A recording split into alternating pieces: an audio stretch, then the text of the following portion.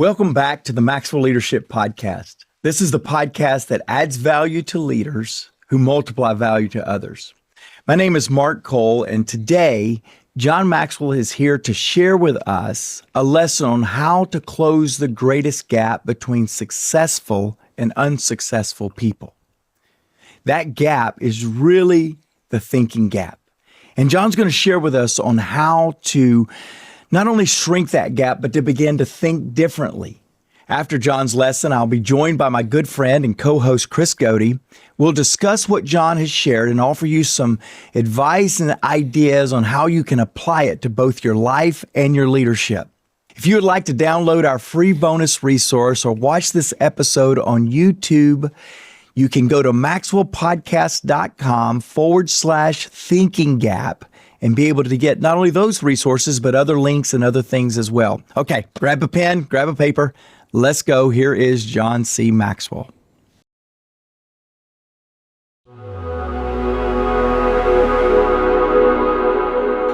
The greatest gap between successful and unsuccessful people is the thinking gap, how we think. I'm not talking about intellect. I'm not talking about IQ. I'm talking about successful people think differently than unsuccessful people. I'm going to give you an example right now. Successful people in every difficult situation believe there's always an answer, and people that don't do well in a crisis believe that there's not an answer. If I think that there is an answer, I'll become a victor. And if I think there is no answer, I'll become a victim. It's just that simple. My father, very successful. But he grew up in a little town in Georgetown, Ohio, about 25 miles from Cincinnati, just a very poor community. And as he was growing up, he said, all of us were poor except for three families, and the three families that were not poor, he said, I had the privilege, because he was a hardworking kid, that I would leave school and I would do errands for those three families. And so I got to know them all. And he said, I came to the conclusion by the time I was a junior in high school, the only difference between the three successful families and the rest of us is that they thought differently. And that goes back to the greatest gap is the thinking gap. So during the Depression, during a very difficult time when my father was still very young, everybody was out of work. So what did everybody do every day? They got in the bread line and they waited for some food. It was a very difficult time. But can I tell you that during that very difficult economic downturn, crisis, my father held 3 part-time jobs. And while everyone else was waiting to get bread, my father was earning money to buy bread. You say, John, what happened? How did he do it? Well, it's very simple. He thought differently. You see, he would go down to the hardware store and say, look, I know that you can't afford to hire me. It's a very difficult financial time, but I love to work. And so could I work for free for you today? And just tell me some things you'd like to have done in the store. And the owner would say, well, you got to understand, son, I can't pay you. That's it. I don't want to be paid. I want to work for free for you today. And that's what he would do all day, work for free. At the end of the day, shake his hand, say, I hope I helped you. And of course, the owner said, my gosh, I just wish I could pay you. No, it's okay. You don't have to pay me. I just wanted to work for you. He said, by the way, if any time there is a little bit of an opening for a job, he said, would you remember me? Well, of course the owner's going to remember him. He's become unforgettable. He worked for free for a whole day. Dad would go to another store the next day, another store the next day. For a whole month, he went to a different place of employment and just worked for free. And in about 6 weeks, he started getting calls. Hey, we've got could you work for 8 hours a week for us? Yeah, well, sure, I can work 8 hours, and we can pay you for 8 hours. Can't pay you full time. Oh, yeah, I could. You want? He had 3 part-time jobs. Everybody else is out of work. What was the difference? Same place, same crisis, but not the same thinking. My precious friend, there is always an answer. Don't let anyone take that away from you. I will not let anyone take that away from me. There's always an answer. If you're ready to stop drifting and start growing, the Maxwell Growth Plan is your next step. This year-long journey guides you through 4 powerful seasons of growth, from building self-awareness to clarifying your purpose to strengthening your leadership. Each season includes reflection prompts, action steps, plus live teaching and Q&A calls with John C. Maxwell. It's personal development with a plan. Start your journey today by visiting maxwellpodcast.com/growth plan. That's maxwellpodcast.com/growth plan.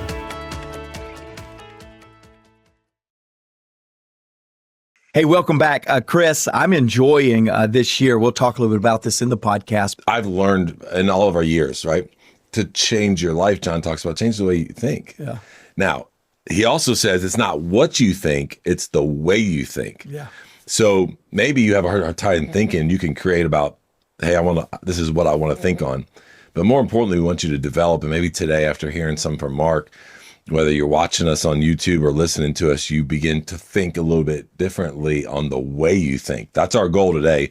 And John has been a master. And I would say that John's brilliance of leadership and adding value in businesses has started with the way that he thinks. It all starts when he's alone at 4 o'clock in the morning with his yellow pad of paper still and that 4-color pen starting to work to it. So we're gonna dive into that. And I asked Mark a question before we started. John's book, Thinking for a Change, a lot of people go, what is it? I'm not gonna read that book. And then they read it. And I hear this all the time from business leaders around the world go, it was one of the most profound books that I've ever read.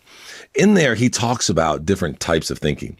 Even recently in the years past, I remember you guys doing a lot about layered thinking, and John's like, we don't think enough. We don't keep thinking on the problem, and we don't dig in enough. Well, in the book, he talks about several different ones. And I pulled out 2 that I want you to kind of teach us and work on as your leadership has grown. I told Mark, I've had the opportunity to ride shotgun with him for so many years. And over the last 5 years as an owner and as a leader in a different way, I've seen his focused thinking improve the way that he thinks, which is great. I love that because in our organization, we have enough focus because we always have different opportunities.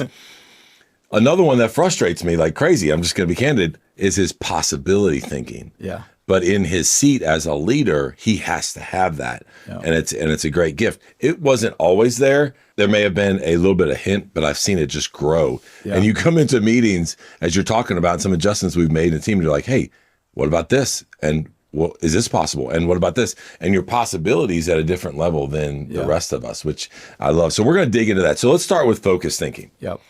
Your personal growth journey as a leader, our CEO, as an owner. Talk to us about the way that you think around being focused. How do you go about doing that? Have you learned to do that in the way that your schedule is so crazy and so busy to be able to carve out time to do that? Well, so thank you for the kind words about growth, because boy, I'm just so passionate and hungry for growth, and so thanks for that. Yeah, that's a real reward for me. On the idea of focused thinking, I believe that I've worked for John. He's constantly adjusting. You alluded to that in the meeting the event that we just had. We just had some conversations, and then boom, it's time to change some things. And our team is wonderful, and they adapt. All of that still comes from a place of focus. It comes from never losing what the real point is. And so you get into the moment. As you were literally just talking about that, you know why I don't focus on the details of an event anymore, the minute by minute, the program? Because I will lose the sense of reading a room or looking at a situation or hearing something new and having the ability to create a focus on a bigger picture than the focus on the agenda.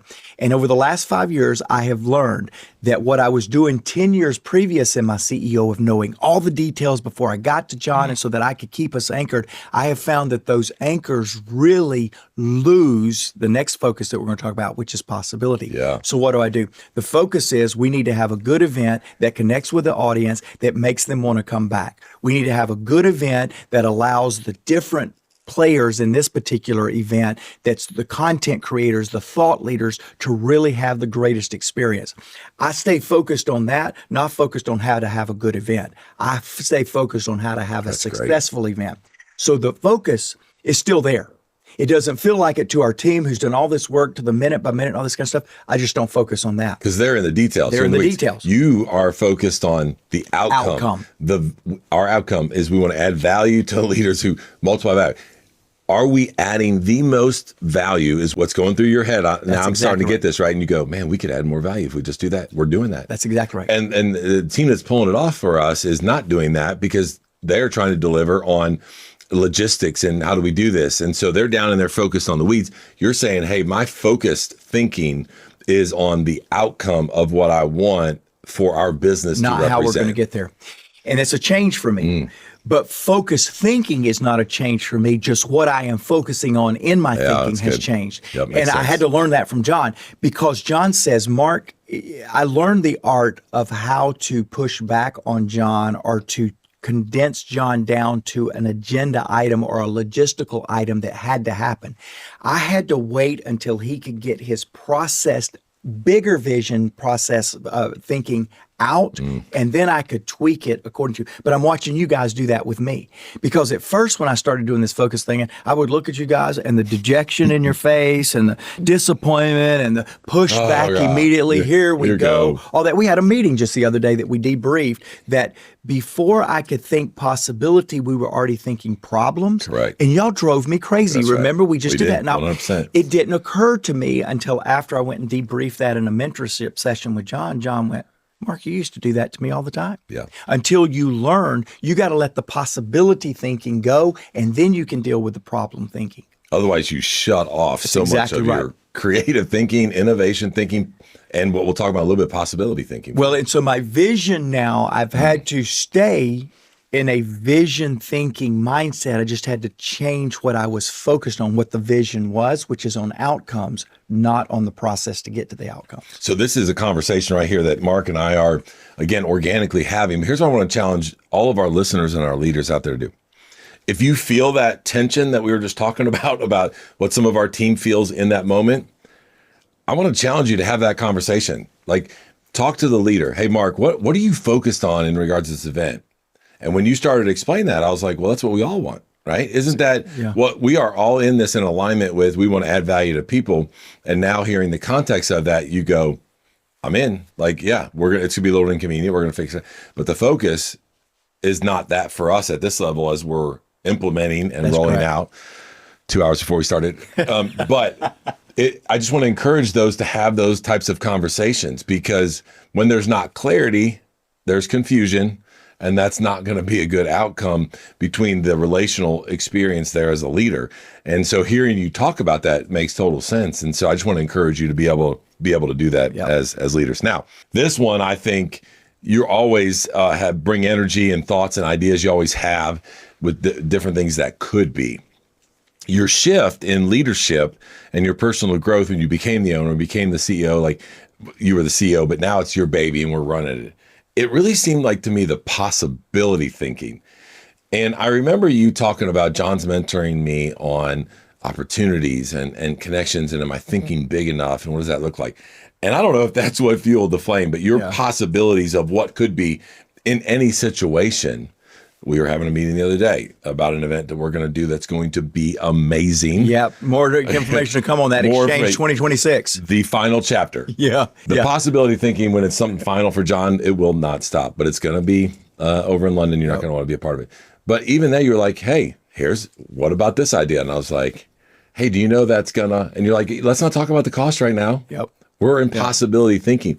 So you've completely shifted that as you went from the kind of the guy, right, John's right-hand CEO, to now the owner and CEO. I got to learn a little bit more about what did you learn from John in that process that got your mind thinking? Because remember what we're talking about.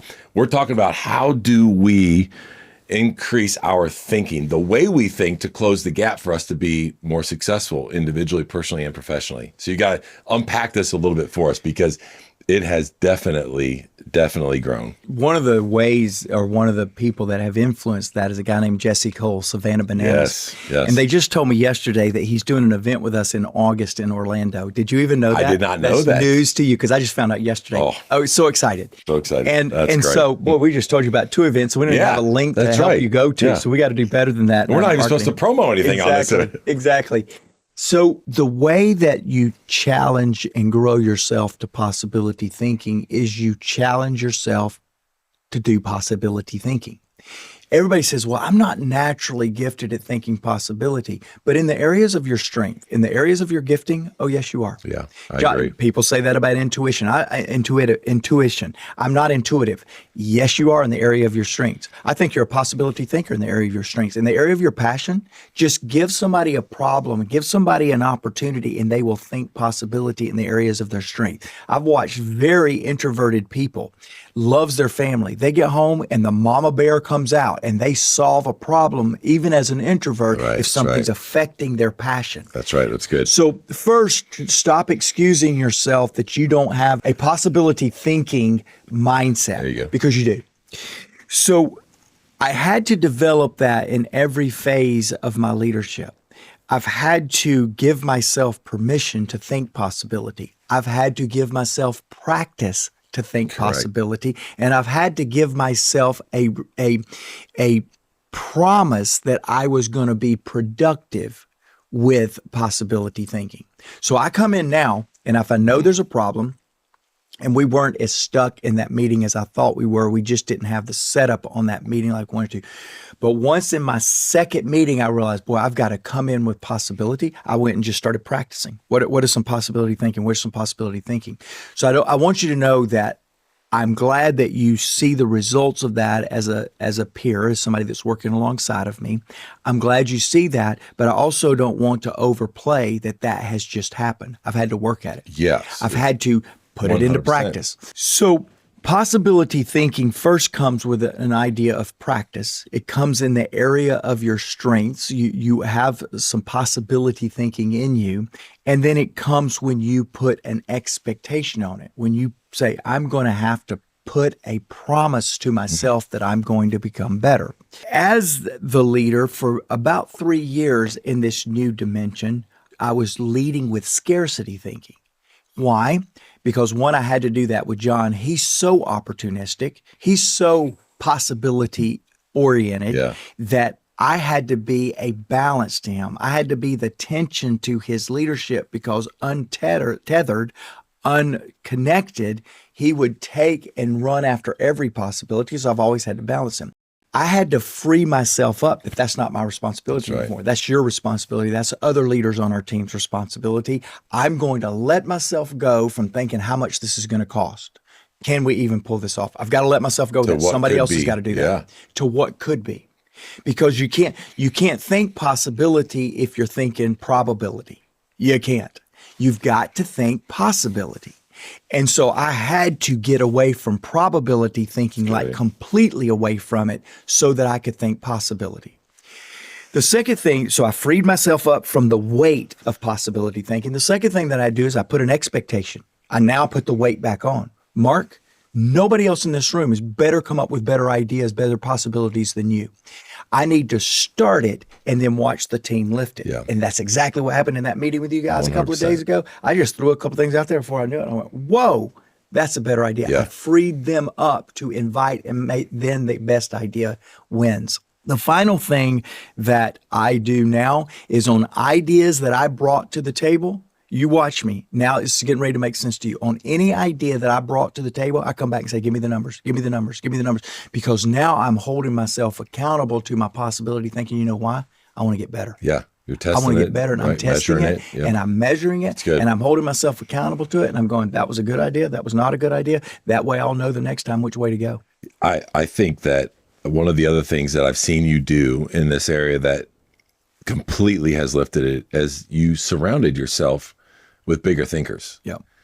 And no matter where you're at in your leadership and where you're at in your thinking, there are people that are thinking a little bit better, a little bit bigger than you. And I would challenge you to get into conversations with them, get into meetings, because I know that your conversations and your meetings are at a different level of thinking. And then you add value to the team. When you come back with this possibility thinking, the way you're thinking is different because you're growing through that, because you're forcing yourself as a fourth or final point of where you're at on the possibility thinking. I want to encourage our listeners to do the same thing.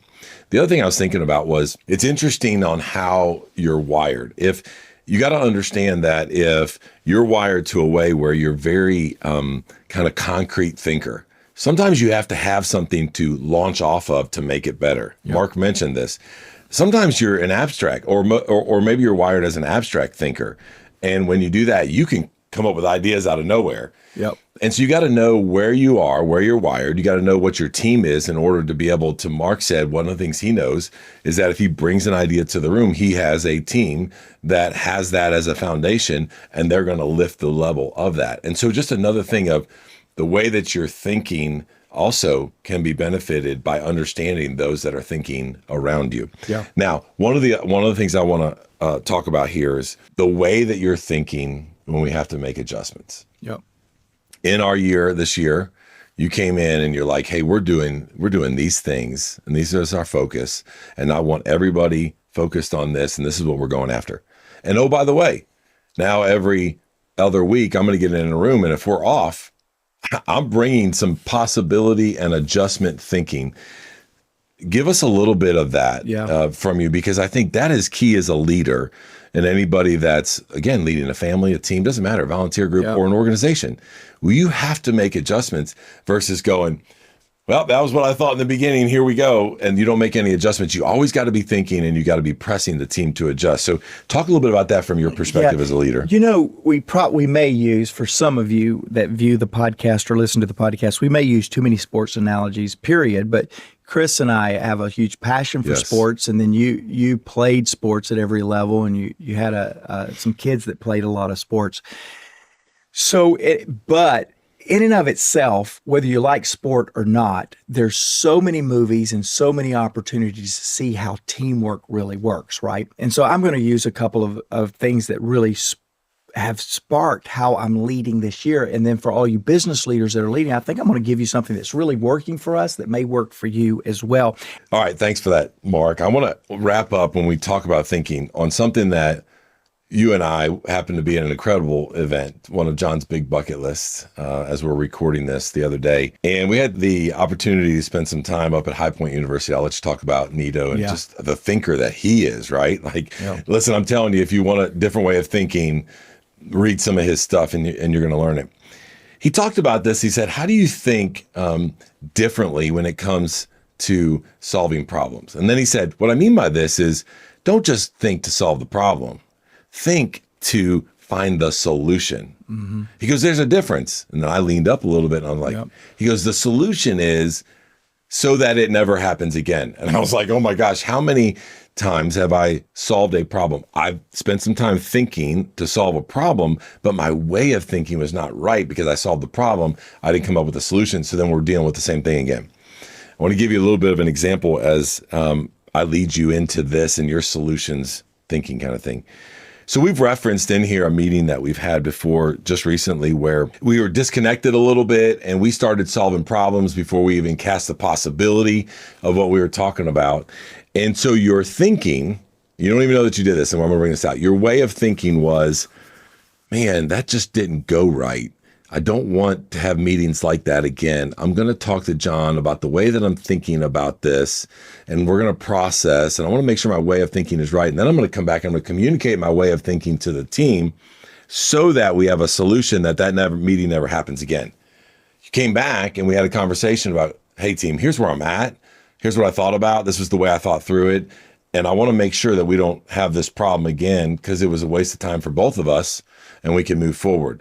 And that whole process right there was your way of thinking about a problem that we had, not just because why you didn't feel good about the meeting. We didn't feel good about it either. But it was like, how do I think in order to let them know, here's the solution so that we never have it happen again.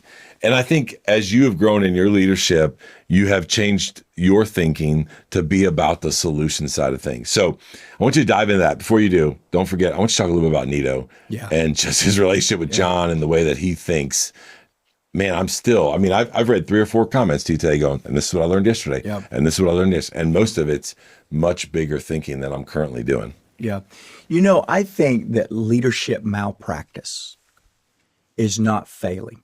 In fact, I think you need to check your leadership if you haven't failed recently. Correct. Catch that, leaders. That's good. Catch that, podcast listeners. If you can't articulate something you failed recently, you haven't tried something big enough recently.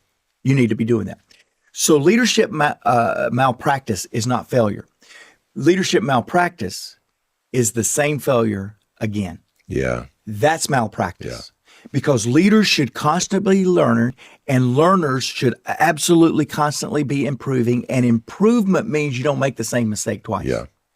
And so back to your illustration of me, and that I haven't heard you say that, but it pleases me greatly, because I didn't want to come in and say we had a terrible meeting. That was a terrible meeting. Okay, now let's have a good meeting. No, I want to go, why did we have a terrible meeting? Correct. Because I don't want to have another one.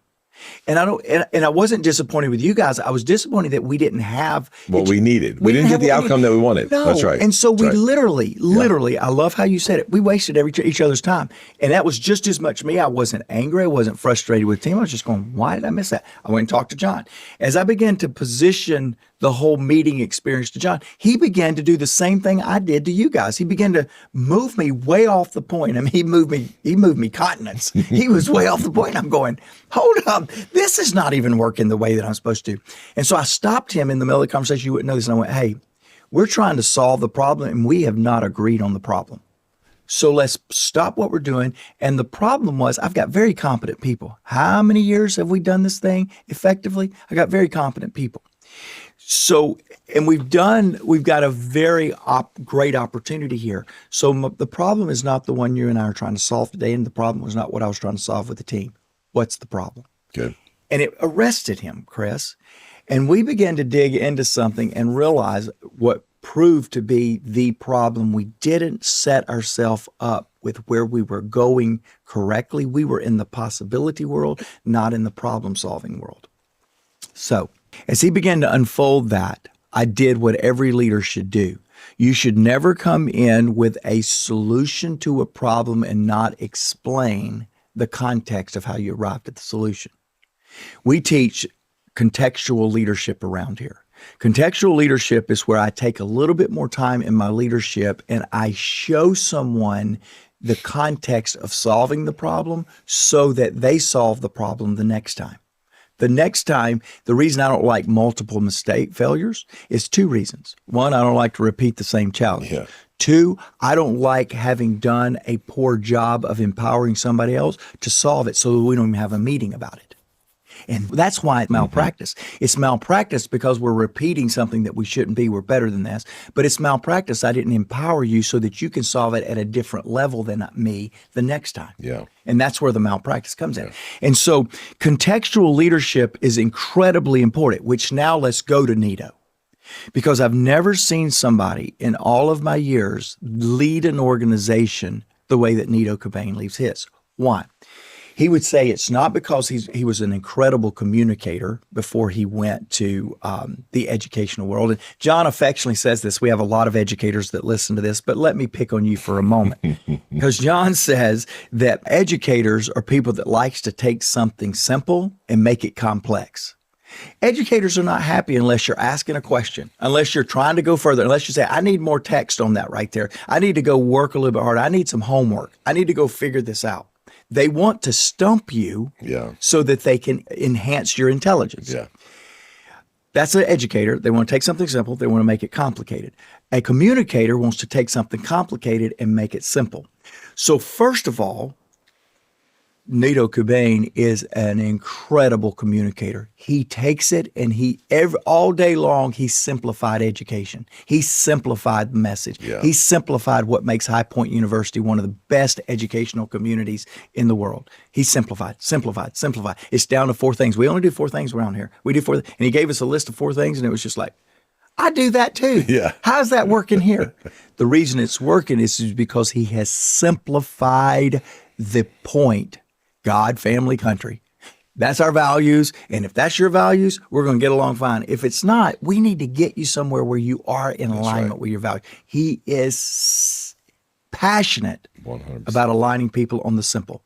The second thing that I would tell you that makes Nito and High Point incredible is he's a business guy. And he has come in and he said, there are principles of running a good organization that I learned in the business world that'll apply to the educational world. By the way, it'll apply to the religious world too, if they want to do it.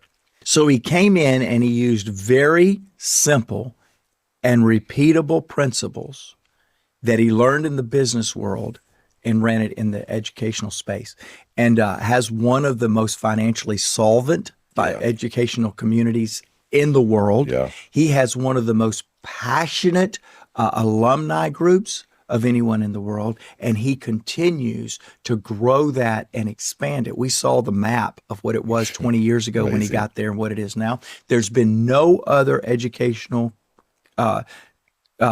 institution that has grown at the level with the financial solvency of the level without going into debt, with keeping passionate there, than what Nito has done. And that's because he's learned how to make things simple and keep it to where it's repeating. And for me, it just stood out. All of that happened because of the way that he thinks, the possibility of things being 100%. different, and focus on what he wanted to accomplish for the students. And it goes back to change your business, change your life, change your environment, because you change the way you're thinking. That's what John has teach us. So wrap us up. It's Henry Ford, another great leader. It's Henry Ford that says, if you think you can, you can. If you think you can't, you can't. And again, that just sounds so simple, but it is so profound. It's so layered. It's so deep. Let me share one last. Yeah. I wrote this down too. A dear friend of ours, dear friend of yours, longtime board member, dear friend of John's, Colin Sewell, said yesterday that his phrase and his thinking for the year is that the more impossible that he does, the less impossible he finds. Yeah. Think on that for just a minute. Exactly. Right? The way he's thinking about that in regards to the quote you just shared. I wrote that down and I was like, yeah, well, the only way to do more impossible is to think differently, to change the way that you're thinking, to dive into that. So we could talk about thinking for a long time, but it truly would change the trajectory of your leadership. Yeah. Yeah. So I hope this lesson, this episode is helpful for you. It has for me, and how we can really, truly shrink the gap in our thinking and make our thinking turn into action, our action turn into positive results. We around here want to bring powerful, positive change to the world around us. Veronica, you listened to Courage to Continue, and I love that episode. I remember it extremely well. And Veronica, after listening to it, said, that was so good. Comparison is a fear that is hard to get rid of. Taking a step to start is hard, but this is encouraging to start by taking the step to start. Yeah. And I agree with you, Veronica. We'll put that podcast in the show notes. We'll give you a link to go listen to that. Hey, thanks for being a part of this. We want you to go lead well, because everyone deserves to be led well.